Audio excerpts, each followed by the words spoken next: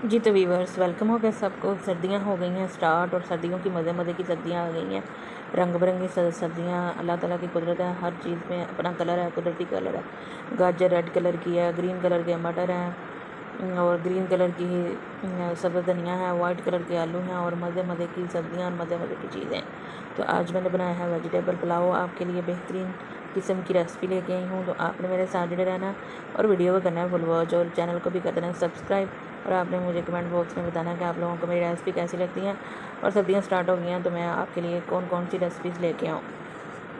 तो चलिए recipe start करते हैं। मज़ेदार किस्म के हमने बनाए हैं, चैनी राइस कह लें, फ्राइड राइस कह लें या सब्जियों वाला पुलाव कह लें, तो बहुत ही डिलीशियस और बहुत ही मज़ेदार बना है और बड़ी ही तारीफ़ हुई है, बड़ी सबको बहुत पसंद आया। गेस्ट आए थे तो उनके लिए बनाया है।